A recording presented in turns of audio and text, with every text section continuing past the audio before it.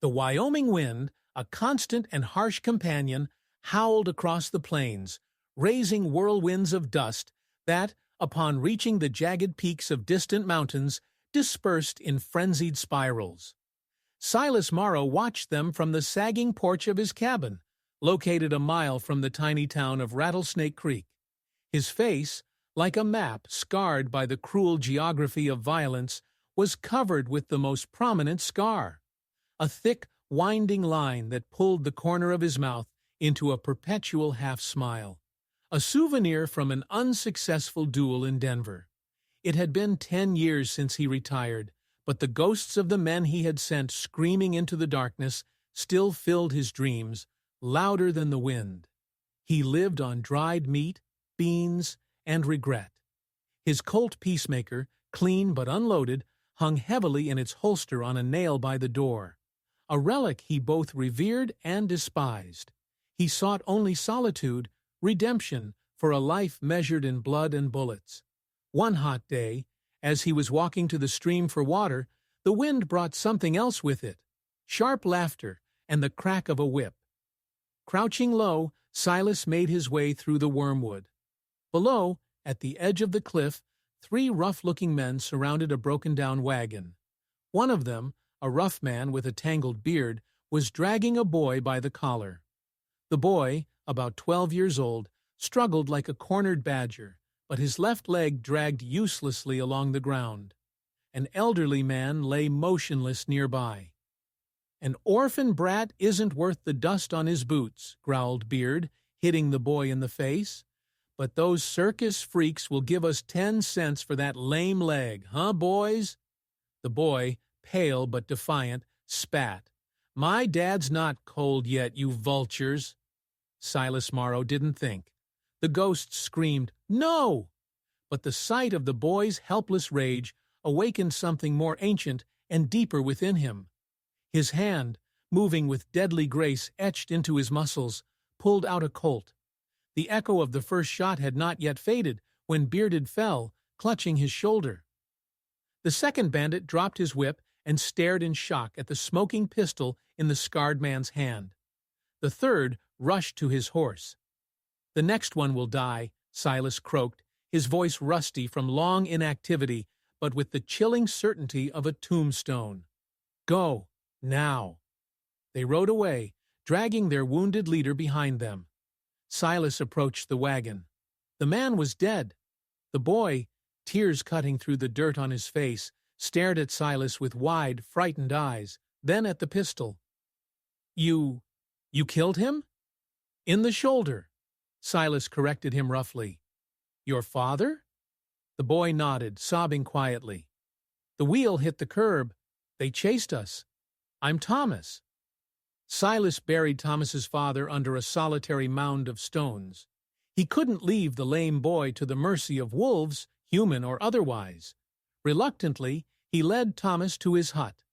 The boy was stubborn as a mule and, despite his limp, fiercely independent, the result, as he succinctly explained, of another accident with a wagon many years ago. He hated pity, hated his slowness. Slowly, reluctantly, Silas's loneliness began to crumble.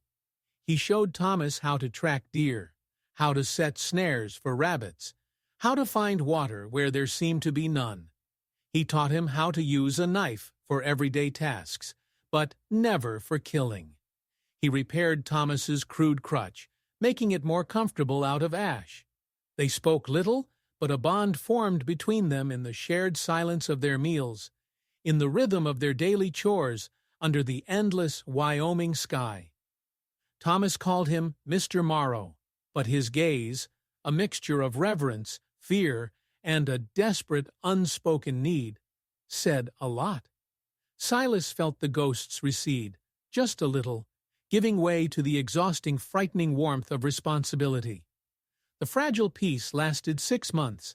Then, one evening, as twilight gave way to a purple sky, Silas saw clouds of dust on the horizon, too many horsemen for honest men.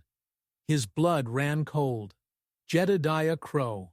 His beard had grown back, and he had brought friends. They arrived at dawn, 5 hardened men, fanning out around the cabin. Crow, whose shoulder was still stiff, growled, "Come out, shooter! It's time to settle the score. Let the cripple out first. Maybe we'll spare him." Silas barricaded the door. "Thomas, get to the cellar. Now, don't come out, no matter what happens." His voice was calm, deadly calm, like the calm before a storm. He loaded his Colt, its weight familiar and sickening. "I won't go," whispered Thomas, his eyes wide but unblinking. "Now, boy!" The command brooked no argument. Thomas went down to the cellar. The first bandit kicked the door open. Silas's first shot hit him in the chest.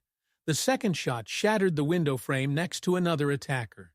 He fought like a madman, using the limited space of the hut, his experience a stark contrast to their numerical superiority. He killed another man, but a bullet grazed his temple and he staggered. Another shot hit him in the thigh. He collapsed onto the dirty floor behind an overturned table, gasping for air, his vision darkening. The Colt lay out of reach. Jedediah Crow entered through the broken door, a cruel smile tearing at his beard, a heavy dragoon pistol aimed directly at Silas's head. "I told you we'd settle our score," Crow sneered. "Say hello to the devil, Morrow." Silas gathered his strength. This was the end he had always expected. Ghosts crowded around him. Then, from the corner of the kitchen, near the cellar door, a quiet, trembling voice said, "Please, sir, don't hurt him any more." Thomas stood leaning heavily on his crutch, tears streaming down his face, looking incredibly small and frightened. He opened the cellar door slightly. Crow smirked, distracted for a moment. "Well, well, look at that. The cripple has found his courage, or just stupidity." He shifted his aim slightly toward Thomas, contempt distorting his features. "I should have sold you when I had the chance, boy." This was Thomas's moment. His fear was real, but beneath it burned the cold, clear purpose that Silas had unconsciously instilled in him. As Crow's attention wavered between the helpless boy and the wounded shooter, Thomas deliberately stumbled. His lame leg buckled grotesquely, his crutch clattered loudly to the floor, and he cried out. He stretched forward, seemingly falling in complete weakness at Crow's feet, a pitiful heap of sobs and twisted limbs. "Pathetic!" Crow spat, taking half a step forward and lowering his dragoon rifle slightly as he looked down at the crying boy. He saw only vulnerability, not the cruel, calculating mind that Silas had nurtured. This was his chance. Thomas's hand, hidden beneath his body, was not empty. It held the skinning knife Silas had taught him to use so skillfully on rabbit skins. When Crow leaned forward slightly, confident in his superiority over the cripple, Thomas moved with the desperate speed of a cornered animal. He didn't roll back, but rolled toward Crow's boots, and with all his strength plunged the blade into the soft flesh just below the rib cage, exactly where Silas had shown him the deer's vital organs. Crow's cry of surprise and pain was cut short, and a wet gurgle escaped his lips.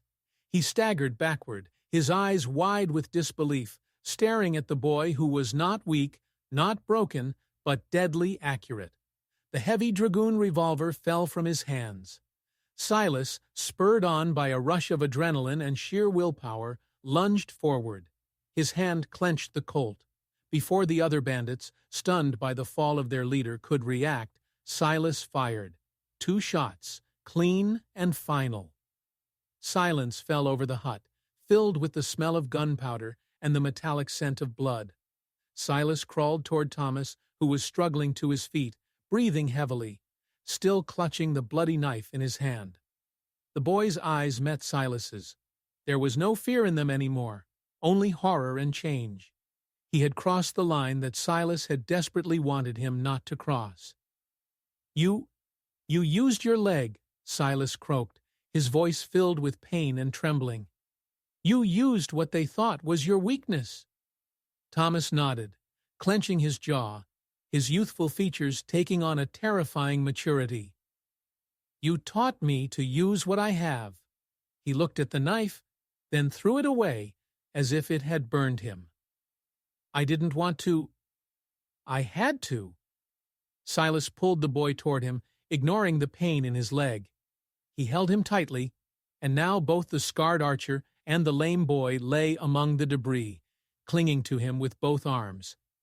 The ghosts were still there, whispering, but now they were quieter, drowned out by the furious protective roar in Silas's chest. He looked at the top of Thomas's head. The boy had saved his life, not with a weapon, but with cunning, courage, and the very flaw his enemies had laughed at. "I think we'd better bandage our wounds," Silas said, his voice strained. "We have a long way to go." "Go? Where?" Thomas asked, stepping back slightly and wiping his face. "Somewhere else," Silas said, staring at the endless, merciless plain. "We can't stay here, but we'll go together." He ruffled Thomas's hair, a gesture completely unfamiliar, but entirely appropriate. "You're a good man, son. A very good man." The words hung in the air, filled with unspoken promise. The shooter was no longer alone.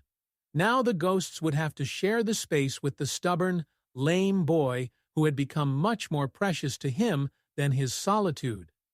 The wind was still howling, but inside the wounded man, a fragile warmth was beginning to grow.